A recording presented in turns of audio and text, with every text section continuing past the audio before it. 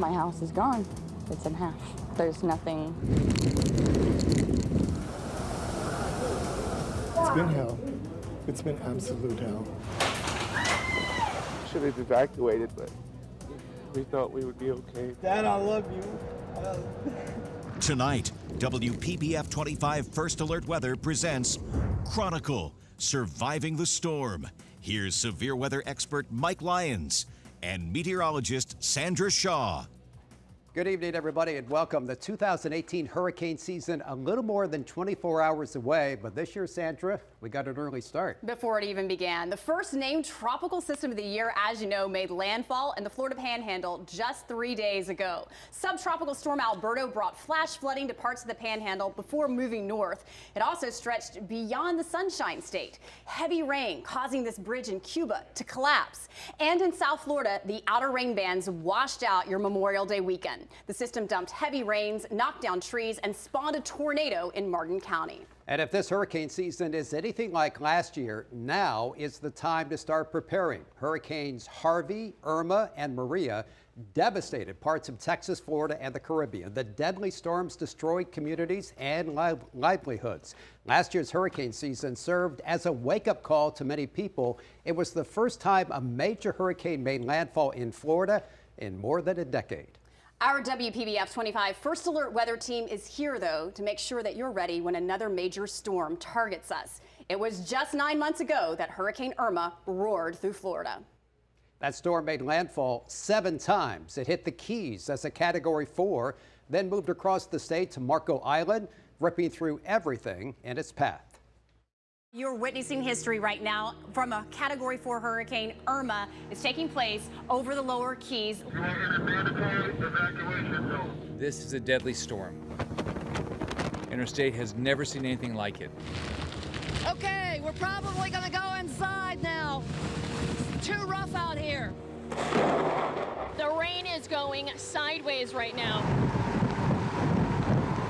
It almost looks like it's the ocean out there because of how rough the water is right now. And high winds, and as you can see, the spray keeps coming at us here on downtown West Palm Beach. If you live in the Wellington, Royal Palm Beach, Anchorage area, you need to go to your safe room right now. I threw the door closed, screamed, "Roger, tornado!" It sounded like a helicopter. It sounded like helicopter's wings going. I've seen an awful lot of things, 25 years. I have to admit, my heart started racing watching a twister form that close to me. I hate to say it, it's actually one of the most frightening things I've ever seen. I know we're tracking Irma and her winds, but now we've got to worry about tornadoes and the quick possibility of them right now. There is so much damage to take a look at now, so much damage to assess.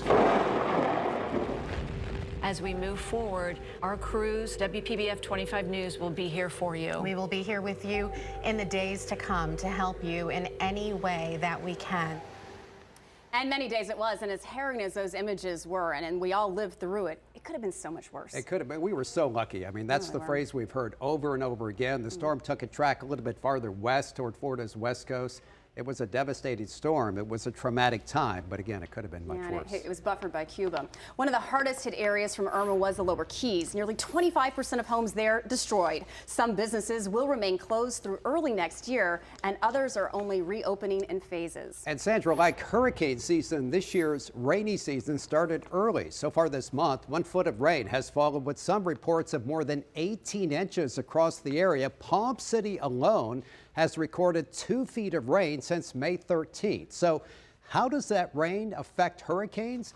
According to an expert at the National Weather Service, a rainy month of May means fewer hurricanes. When rainfall surpasses the average of 5 inches, the risk of a hurricane decreases. But when it's dry, it goes up. In May of 2017, it was dry. And a few months later, of course, Hurricane Irma struck South Florida. So a lot of us wondering, what kind of hurricane season can we expect this year? It's the million-dollar question, and it actually depends on who you ask. Meteorologist Chris Martinez with more. Chris? That's right. At last count, there are 24 different organizations, including or issuing seasonal hurricane forecasts. Universities like North Carolina State and private meteorological firms like AccuWeather, countries like Cuba and the Caribbean island of Antigua. Some forecasts call for a very active season, while others say it will be below average. To simplify it, scientists at Colorado State came up with an average for all the forecasts combined. Based on all 24 predictions, the forecast for 2018, 13 named storms, 7 hurricanes, and out of those 7 hurricanes, 3 could be major hurricanes. Now, those numbers are not far off from the yearly average of 12 named storms, 6 hurricanes, including 3 major hurricanes issued by NOAA. But regardless of all those numbers, it only takes one storm to cause mass destruction. Absolutely, Chris. And while lots of groups make hurricane forecasts, the most famous, perhaps, comes out of Colorado State University. And today, that forecast is authored by this man, Dr. Phil Klotzbeck, who spoke earlier this month at the Governor's Hurricane Conference in West Palm Beach. Phil follows in the footsteps of his mentor, Dr. Bill Gray, who issued the first seasonal forecast more than 30 years ago. He and I were separated, I guess, by about 50 years in age. We had a lot of things in common, and you know, both very passionate about hurricanes. Yeah, in fact, for 16 years, Klotzbeck and Gray worked on the forecast until Gray's death in 2016. He has so many memories, so many stories about Dr. Gray, but one of his favorites is a yearly ritual. The hurricane season doesn't really ramp up until August. Usually June and July are fairly quiet. And so what he would do is every August 20th, there was a bell that he would ring every August 20th to signal the active part of the Atlantic hurricane season. So I asked Phil, since Dr. Gray passed a couple years ago, does anyone ring the bell? Does he ring the bell? Yeah. And he says, no, he doesn't, but his co-author, Dr. Michael Bell, actually rings the bell. Phil's next forecast comes out tomorrow, and he tells me it's likely this season will be a little quieter than originally thought. That's good news, considering these storms are so deadly. Chris? Absolutely, Mike. Now, back in March, the National Weather Service released details about the number of deaths linked to Hurricane Irma. 129 people died in that storm. 44 deaths were directly caused by wind and rain. Another 85 fatalities were indirectly linked. That could include car crashes, carbon monoxide poisoning, or chainsaw accidents. More than a dozen of those people who died were living at a Broward County nursing home. The rehabilitation center at Hollywood Hills lost power and air conditioning after the storm, but employees failed to evacuate the facility. Patients were left to suffer for days. The nursing home says it did everything it could, but some lawmakers disagree. As a nursing home facilitator, you have the duty to be caring for your residents, and it's unacceptable to allow them to sit and boil. The nursing home has faced intense scrutiny, and the state wants to revoke its license. All right, Chris, thank you. Anytime a storm does hit our area, state lawmakers evaluate the response to help them prepare for the next major disaster. Generators for nursing homes, as well as gas supplies and evacuation processes, some of the major concerns. And I spoke to Governor Rick Scott about the future changes. As the enormous Irma barreled toward Florida, an exodus ran concurrently, the largest mass evacuation in U.S. history. What's the problem? And then just take the problem, try to solve it. Take the problem, try to solve it. One of the problems, a frenzy to find gas on the heels of Hurricane Harvey, which disrupted pipelines and supplies. This year, the state plans to incorporate suggestions from new evacuation research recently conducted. FDOT did a study, so they're looking at things such as, should we use more shoulders? And though evacuees managed, tragedy did hit some of those left behind. 13 perished at a nursing home in Hollywood Hills due to sweltering conditions with no power, a criminal investigation ongoing. To this day, I do not understand why they didn't evacuate. There was a hospital right across the street. We always kept telling everybody, we'll help you evacuate. It just makes no sense to me. The Florida legislature just passed a law requiring emergency generators at all nursing homes and assisted living facilities in the state for this year. So for 2018, practical changes and indelible memories flooding the leadership's psyche after Irma's harrowing history. I talked to a guy that stayed, and he said the water, he was in a one-story, and the water got up to here. And fortunately for him, because he would have passed away, but fortunately for him, it started receding at that point. So that's really a testament as to the gravity of the situation when a storm threatens. In February, Congress approved disaster funding for Florida, Puerto Rico, and Texas. You know, Sandra, last year 6.8 million people evacuated Florida because of Irma. It was the largest evacuation in history. Now, many say they will never do that again. Others say they will leave much earlier, like Petey and John Glover of Palm Beach Gardens. As Irma headed toward Florida, the couple's big concern was Petey's 89-year-old mother. They left 5 days before Irma hit. And we went down to her house. And John told her. And I said, you're getting packed. I'm coming tomorrow to put your shutters on, and then we're leaving. No questions. And just kind of told her, because there was no reason to stay at that time. So the trio left at 4 o'clock on that Tuesday afternoon. Remember, Irma hit on Sunday, spending that night in Brunswick, Georgia, and arriving in Pinehurst, North Carolina, where, as you can see, John enjoyed golf while the rest of us dealt with a hurricane. The trip was uneventful. And yes, they did play some golf up north. And I know why you like the story now, but some people were not quite as lucky. Meteorologist Britley Ritz now with more on how some of our local communities are actually still dealing with the aftermath of Irma. About 9 months ago, Irma's rain bands hovered over Fort Pierce, flooding streets and neighborhoods. Some people are just now getting back into their homes. Fort Pierce, basically ground zero for Hurricane Irma's relentless rains, almost 22 inches, in fact. My grandkids were there and they were saying, Granny, Granny, the water's coming through the door. Imagery of extreme contrast illustrates the complete saturation of the historic flooding. I was like, wow, is this really happening? I was kind of shocked. Victoria Parker weathered the storm with her grandson at Sable Chase Apartments, where the floodwaters invaded and forced a mass evacuation. It smelled disgusting. Everybody had to waddle through water while the electricity was still on. So we didn't have any idea if we were going to get electrocuted. Today, the Parkers moved back into the renovated apartment at Sable Chase on the 2nd floor. Repairs are still ongoing at the back of the complex. Overall, across St. Lucie County, officials are calling the recovery the storm after the storm. Getting those recovery dollars back into the county. So it's a big challenge. Not a day goes by that we don't touch it in some way, shape, or form. On paper, it's a $40 million hit for the county, but in hearts, minds, and memories of those affected, perhaps even more. When I stepped out of bed, I stepped into a puddle of water, which was kind of strange because I've never been through anything like that before.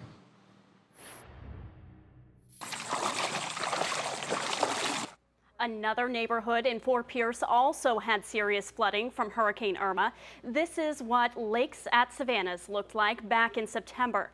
People living there say pumps broke and they couldn't get out of their homes because the water was just so high. We had water as high as about the middle of the car right here. And it was probably about 2 feet deep. And it lasted probably for about 4 days. Philip Moran says the community now has a backup pump system, which should help the next time the neighborhood floods. All right, Britley, thank you. Next, record-breaking hurricanes. How changes in weather patterns are possibly making storms stronger and more destructive. And tracking storms with why this device is an integral part of predicting hurricanes. And meteorologist Vanessa Vanette, she's answering your questions right now on Facebook Live. We have everything you need to know before, during, and after a storm.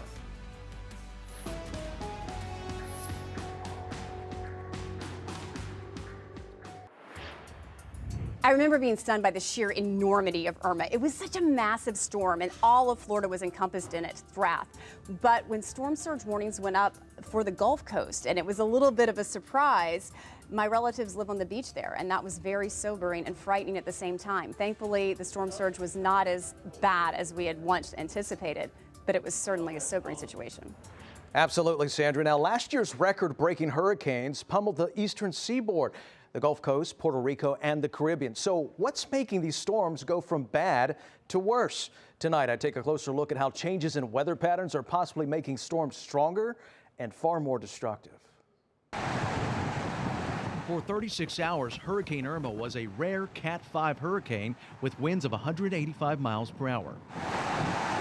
Maria was one of the most powerful storms in history, with the lowest pressure ever recorded in the Eastern Caribbean.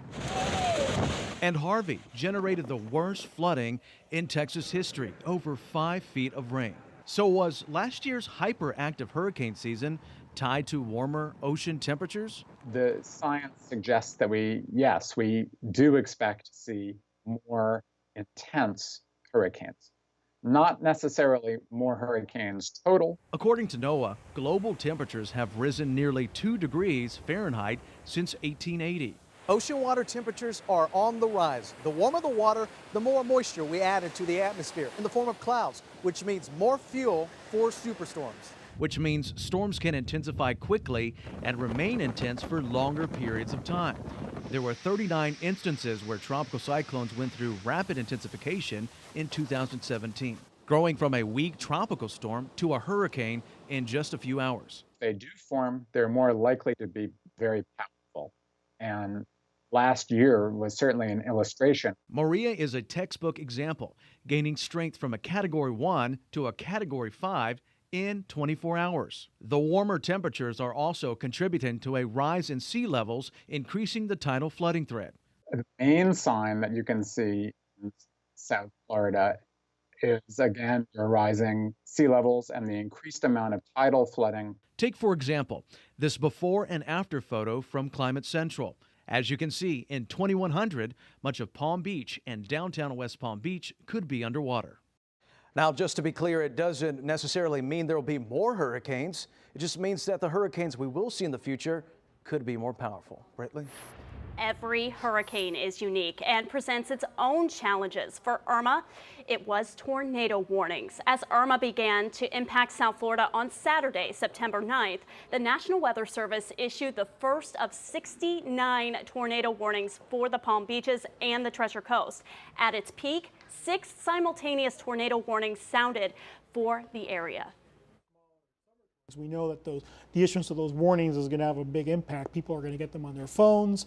We're telling people, hey, take cover, a tornado's coming. So, it's something we certainly take very seriously. The National Weather Service confirms 5 tornadoes did touch down in South Florida from Irma. You may remember last year we had hurricane watches and warnings during Irma. Here's the difference between the two. A hurricane watch is issued 48 hours before hurricane conditions in the area. A hurricane warning goes out 36 hours before deteriorating conditions. One of the most important parts of hurricane forecast, the cone of uncertainty. The cone is essentially the margin of error in the storm's track. Meteorologist Vanessa Bennett is here to explain the changes in cones for this hurricane season. The National Hurricane Center made a few changes for this upcoming hurricane season. Important watches and warnings will now be issued 72 hours in advance of the storm. This is a key. It will give people an extra full day to make preparation. Also this year, this graphic will be issued with all the advisories. It will tell us the most likely arrival time of tropical storm force winds in our area. But the most important of all the new changes is the accuracy of the cone. Here's a comparison from the last 5 years. And you can see the cone is tighter this year. Just because of the cone is becoming more accurate, it doesn't mean people outside of it are in the clear. The cone doesn't represent where impacts like tornadoes and winds will be felt. Regardless, everyone should be prepared if there's a storm moving our way.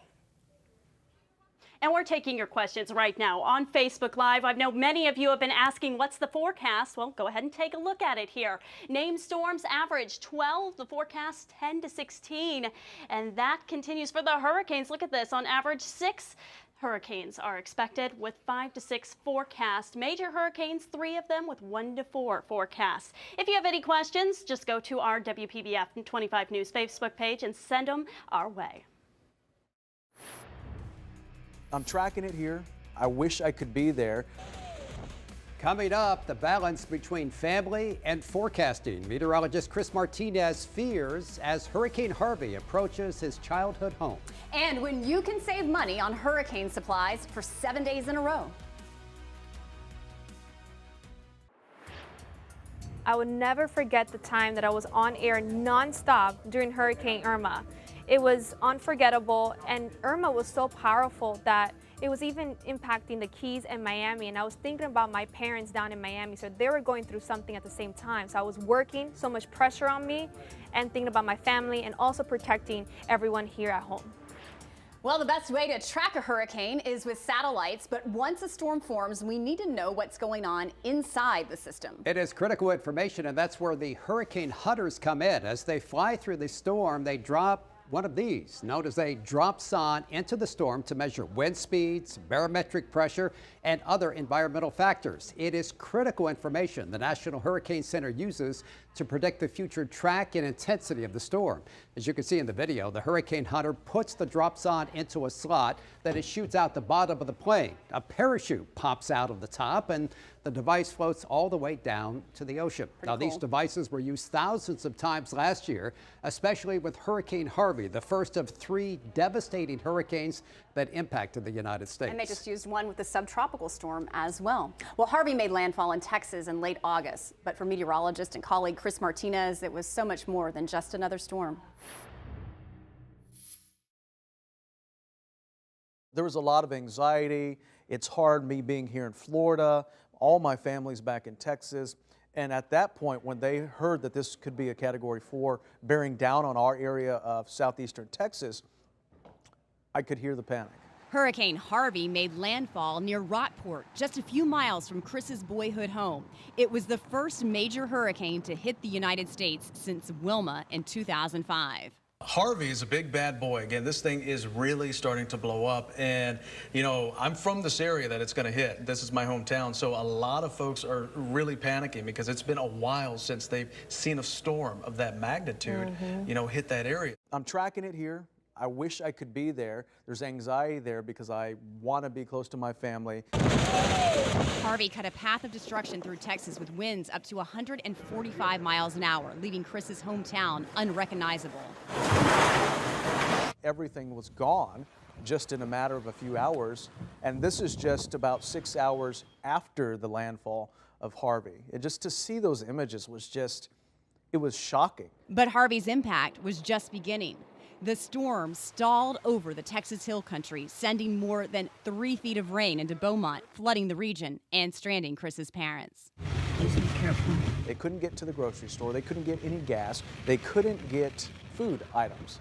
They were blocked off. They were surrounded by water. I didn't hear back from my family for a good 5 to 6 days because the power was down 12 hours in advance before Harvey made landfall. So communication was cut off. When my mom called me and finally said they had power, she was ecstatic. It's like she won the lottery. We all were, because I was watching you go through it, and you were on the phone with her, and you were trying to get down there to help. And you almost feel helpless because when you hear your mother saying, all we want is a hot shower and a hot home-cooked meal. And you're looking at the images. Yeah, and they didn't have that for 2 or 3 weeks. You know, the electricity was off. But now as we take a look back, everything is slowly but surely getting back to normal. Our house is getting repaired. You know, the flooding was just devastating. 60 inches of rain. It's hard to fathom. Right. So, but the good news is, you know, time heals things. So everyone is getting back to normal, so that's great news. Baby steps forward. Well, the South Florida Water Management District prepares for hurricane season each year by evaluating storms like Hurricane Harvey. Crews then create a storm drill. They practice restoring power, mitigating flooding, and clearing canals. This year, the Water Management District also tested new technology to communicate with crews in 16 counties that they cover. And I'm thinking, how did you survive? Ahead, Felicia Rodriguez's close ties to Puerto Rico, her personal story about her grandmother who was trapped after Hurricane Maria, and how this robot will help you get your lights back on faster in a blackout. And as well, a reminder that we have partnered with Coast 101.3 and True Oldies 95.9 to keep you updated with forecasts of storms due threaten South Florida. If a storm hits and you aren't near your TV, or if you lose power, you can also listen to our live broadcast on the radio. You're watching a WPBF 25 First Alert Special, Chronicle, Surviving the Storm. I saw 3 major hurricanes at one time in the Atlantic Basin, and it was a shock factor to me because I had never seen anything like that. And I believe they had said that that was the first time in history or something along those lines, or it had been quite some time since they had seen something like that. And I was just in awe of the very fact that something like that could happen. Well, last year, our main focus in Florida was Hurricane Irma, but just weeks after that storm made landfall, another major storm slammed into Puerto Rico. Hurricane Maria caused widespread devastation that will likely last for decades. Researchers at Harvard University believe the storm is to blame for nearly 5,000 deaths. The latest estimates suggest the death toll is much higher than previously reported. And for our Felicia Rodriguez, this historic storm hit incredibly close to home.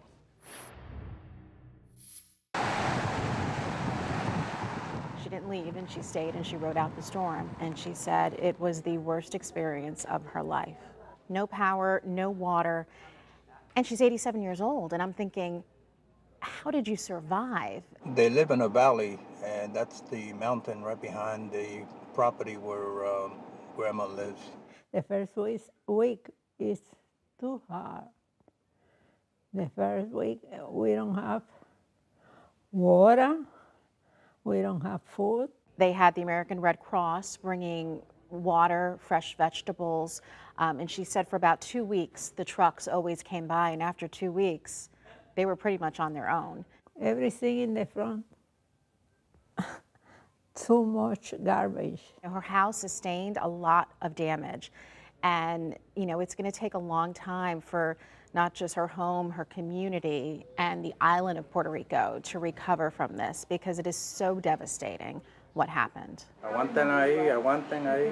So it took us about 6 weeks after the storm to finally bring her back here to South Florida. She arrived on Halloween night of 2017.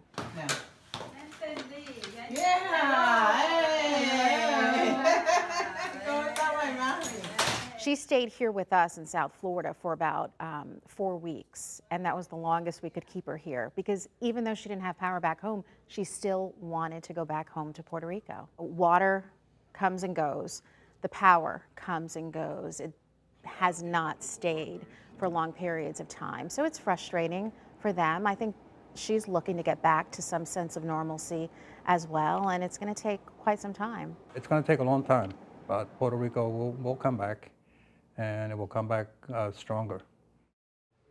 I think your father is correct. It is going to come back stronger. But how is your mother now? Because she's back in Puerto Rico, and another hurricane season is just around the corner. I know, and Grandma has been very clear with me. She said, you let me know, and I will not stay in Puerto Rico this time. I will leave if you tell me that it does not look good. I mean, and you can only imagine, Mike, I mean, we cannot afford another hurricane season like we saw last year, this year, because there's still so many places that are devastated. I know, and it's going to take such a long time for the recovery. Thank you for sharing your story, and hopefully it'll be a quiet year for your grandma in Puerto Rico.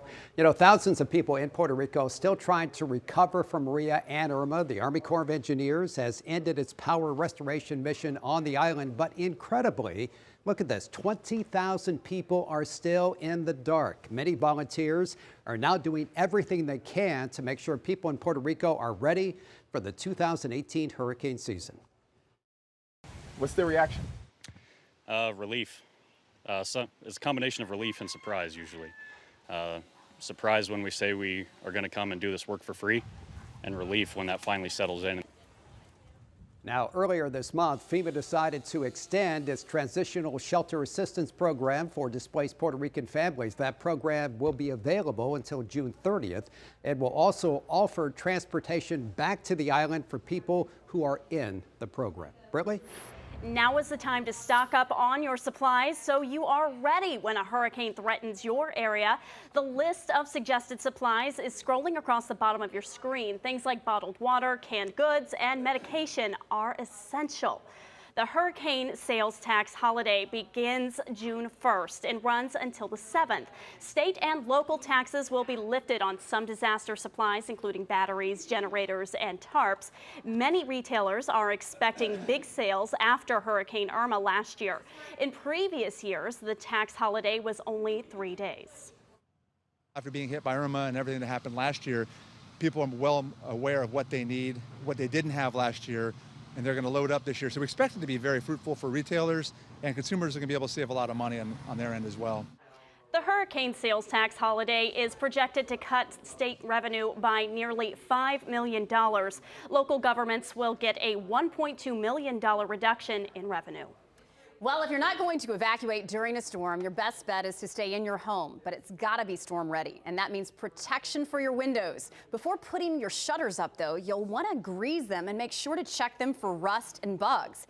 Impact windows, another option. They can withstand strong winds and debris. You'll also need to keep in mind that shutter companies will not put up your shutters right before a storm, so you'll need to hire a handyman for that. Make sure at least 2 people are putting up the shutters because they can often fall forward if they're stacked in the garage. Also, make sure you don't put them up in wind or they could potentially become sails or dangerous flying projectiles. If you do plan to ride out the storm, you need to find a safe room as well in your home. Stay on the lowest level of your house. Be sure to choose a room away from any windows or outside doors, maybe a bathroom or closet, and plan on having blankets, pillows, snacks, drinking water, and flashlights, as well as a battery-operated TV or radio to listen to emergency reports. Now, if you do need to evacuate, the idea is not to go too far. The idea is to stay in the county, but out of the danger zone. Try to stay with a friend, a relative, or in a hotel. And if you have no place to go, a shelter is your last resort. Make sure you bring medicine, bedding, clothing, bottled water, and maybe some extra car keys. Bring important documents like your social security card, proof of residence, insurance policies, wills, deeds, and births and marriage certificates. Palm Beach County has a special needs program for people with certain medical problems. The shelter is staffed with physicians and nurses, but does not provide medication, dialysis, or oxygen. Space is limited, and you must register. Now, if you or someone you know has a disability, here are some things to keep in mind when making a hurricane plan. Create a support network by checking with those who can assist you, and keep a contact list inside a watertight container. Then make sure to tell those people where you keep your emergency supplies. Give one person a key to your home.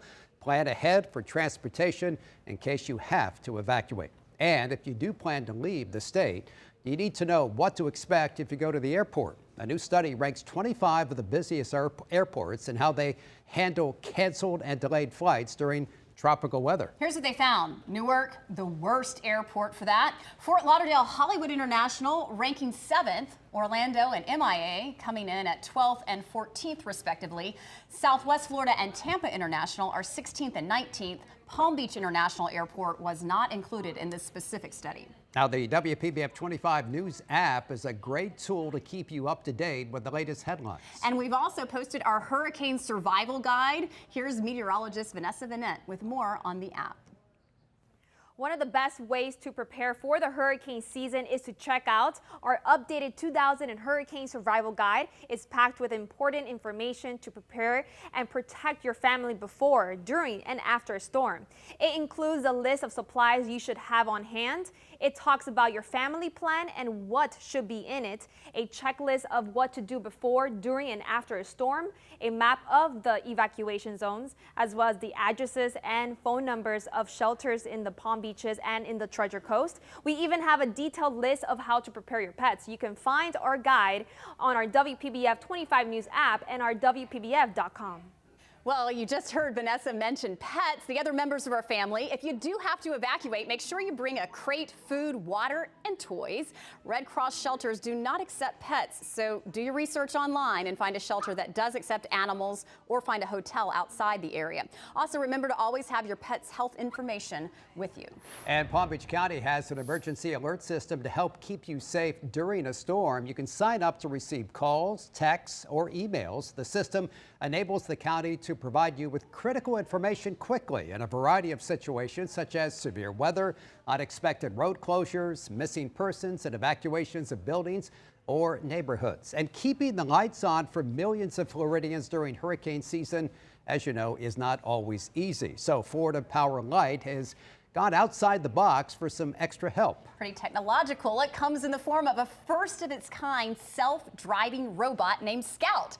The robot can do safety and equipment inspections on its own. It weighs about 50 pounds and has multiple mounted cameras. It also has infrared sensors to detect heat and changes in temperature. It can see stuff with its 4 cameras and sensors that we can't see with the naked eye. It then sends that back to the diagnostic center, allows us to find the issue, proactively come out here and fix the issue before it does become a big problem for our customers. Earlier this month, Florida FPL also held its annual storm drill by simulating a mock Category 3 hurricane.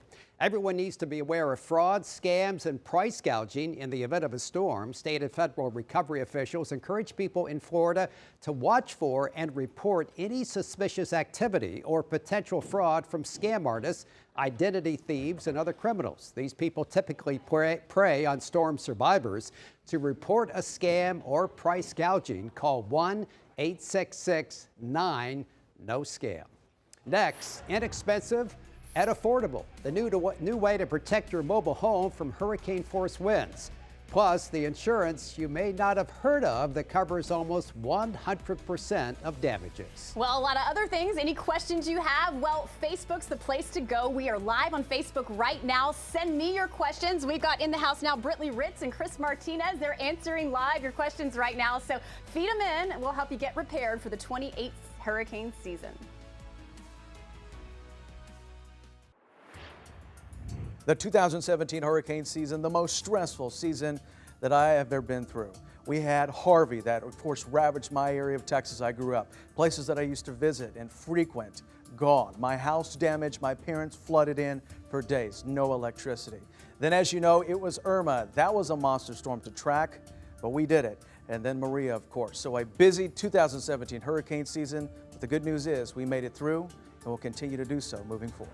That's a great attitude. Well, there was some good news from the brutal 2017 hurricane season. The National Hurricane Center issued the most accurate forecast in its history. This is pretty amazing overall. Track predictions had a 25% improvement, just a remarkable achievement. And among the best forecasts was Hurricane Irma, where predictions improved 30%. Still, the forecasts, they are far from perfect. There still is uncertainty in that track forecast. Even 2 or 3 days out, we can't narrow down what local communities are going to see the exact core of a major hurricane. There were 6 major hurricanes in 2017, including Irma, which went from a tropical depression to a major hurricane in less than 24 hours. It was crazy. Well, forecasters employed a new tool last year with the GOES 16 weather satellite, which gave meteorologists clearer images of the structure and eye wall of the storms. So you can really see the low cloud lines, you can find where the center is if it's formed, and that's a key piece of information for us to start advisories on the system sometimes, and to really know where that center is so we can get the initial position and motion right, and that helps our track forecasting. Experts say that the Euro model did the best job in 2017, but Panasonic, the company that makes home appliances, produced a computer model that was better than any other. How about that? Panasonic, right? Interesting trivia there. Well, now the man behind that Panasonic model, Neil Jacobs, is teaming up with the Trump administration. Jacobs hopes to make the GFS, the so-called American model, the most accurate model in the world. Britley? When a storm threatens South Florida, local authorities will often issue evacuation orders. That includes people living close to the beach and anyone in a mobile home. Tropical or hurricane force winds can destroy a mobile home in a matter of seconds. I spoke with German scientists who was working on a new approach to protect your property. Homeowners at Holiday Plaza in West Palm Beach are still reeling from Hurricane Irma. All the skirting had blown out. That opened up. I ended up with a leaky roof. As a result, I lost some shingles. I did ride out the storm in the trailer, and it was difficult to sit there in the chair and watch your walls move. Mobile homes are extremely vulnerable when it comes down to severe weather, particularly hurricanes. According to FloridaDisaster.org, it's important to strengthen the exterior of your home so that wind and debris don't tear holes in it. I lost that. It's my home, you know, and I didn't want to lose it, and I'm going to stay with it. Tammy Abernathy wants nothing more than to protect her own investment. I lost this awning here and the awning over the air conditioner. Stefan Sigmund, a German mathematician, developed HurPro, a device to help prevent wind and debris damage. It's a connected system of straps with nets, and then you imagine one net at each side of the home, or maybe 2 nets. And if the strong wind, the hurricane, blows into that net, this net breathes, it has holes. So some of the wind goes through, but it still pushes the net towards the house. Since it's connected with the straps over the roof, it tightens the belts, which then at that moment hold the roof in place exactly when needed. A prototype was tested during Hurricane Matthew at a Florida mobile home park. Sigmund claims neighboring homes were partially destroyed. Their roofs were lost. The protected home was undamaged. Sigmund is hoping that this technology will be on the market in the near future, and he'll probably get a lot of business here in Florida. There are more than 2,300 licensed mobile home parks in the state, and 320,000 are occupied. All right, Brittany, really interesting. Thank you. There is a way to hurricane-proof your home through the PACE program. Property owners repay a loan through a special assessment added to their annual property tax bill. The program covers upgrades like a new roof and impact windows. And if you have just traditional insurance, you may want to think about another option. It's called parametric insurance. Policies pay out-of-pocket expenses for losses that aren't typically covered by homeowners insurance, like tree and debris removal. Items like pool cages, carports, boat docks, and awnings are among the items actually covered. They usually have no exclusions, and they tend to pay very quickly. Another way to protect your home is to buy flood insurance. You can visit floodsmart.gov to sign up for that. And you can also download the FEMA app for your tablet or smartphone. The app will give you driving directions to shelters and disaster recovery centers. You can also sign up for alerts from the National Weather Service. There's even an option to apply for disaster assistance. When Hurricane Irma was threatening South Florida last year, we all prepared our homes for a storm. But if you happen to own a small business, you need to take even more precautions, and that costs money and time. Art by Nature Garden Center, 12 acres of horticultural heaven in Palm Beach Gardens. Art by Nature Garden Center tries to be true to our slogan, which is beautifying the neighborhood one home at a time. He's been doing just that for the past 8 years, offering a wide array of plants, soil, fertilizer, and pottery for the homeowner, as well as professional landscapers. It's a very successful small business with a big exposure. This is great if I'm a customer, but if I'm a hurricane, it's the worst possible situation, isn't it? We could suffer tremendously here in a big wind event. Wind events don't come much bigger than Hurricane Irma. Last September, as the Category 5 hurricane took aim at South Florida, Tim and his 18 employees scrambled to prepare for the storm. We saw it. We knew that it was going to be serious, and it was going to be unlike those 3 storms in '04 and '05. Small businesses are particularly vulnerable to a tropical storm or hurricane. On average, about 40% of all small businesses hit by a storm never reopen again. Now that's your typical small business. Imagine a garden center. So much exposure, it's almost a disaster waiting to happen. We did things that we have never done before to prepare. And these were things that fortunately we had thought about in advance. Using a detailed hurricane plan, the staff spent hundreds of man-hours and thousands of dollars to prepare the nursery for Irma.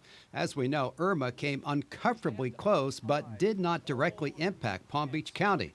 It was great news, but it left Tim with mixed emotions. I'm not disappointed that we did not have such a horrible storm here, not in any regard.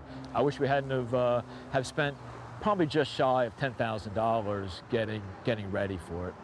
But we do it again. Based upon that information, we have to.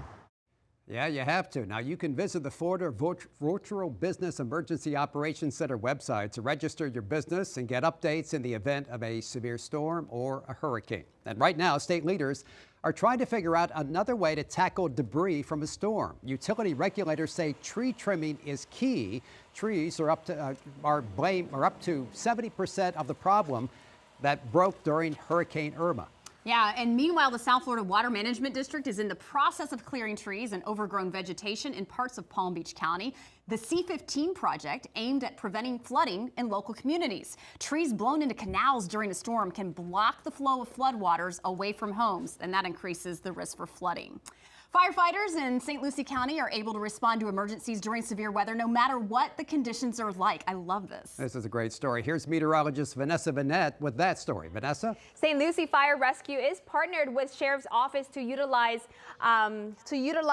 amphibious tactical vehicles. The sheriff currently uses them for SWAT operations during storms. Firefighters and paramedics will use them when fire trucks and ambulances can make the call. At the point where we could positively feel certain that we're going to be reaching 50-mile-an-hour winds, these will be deployed throughout the county. 2 deputies will be on call to drive the trucks in case there is an urgent to help someone. Chris? All right, Vanessa, thank you. We are live in the Digital Center. Britley Ritz is live on our Facebook, and you are asking a lot of great questions on our Facebook Live. In fact, a lot of you are asking, will this be a bad hurricane season? Again, the forecast and the official forecast is calling for slightly above average season. Again, but we want to just give you the basics on this. It only takes one storm to make it a bad season. So right now, as we see it, you're asking how many hurricanes will there be? We're expecting an above average season moving forward. But again, it only takes one Category 3, 4, 5 storm to ruin any of your plans and to cause massive destruction. So we hope you're asking a lot of good questions on here as Britley is live on it right now.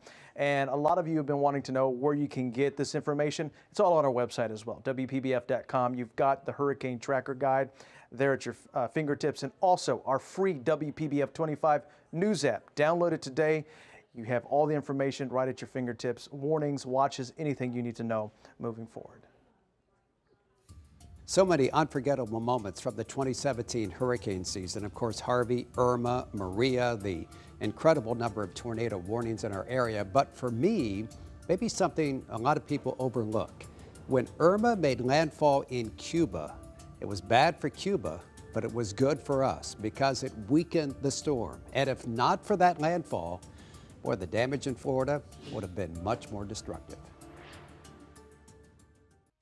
Earlier this month, our weather team was honored with a prestigious media award from the Governor's Hurricane Conference. We received the award for last year's coverage of Hurricane Irma and our continuing outreach. Thank you for watching WPBF 25 First Alert Chronicle, Surviving the Storm.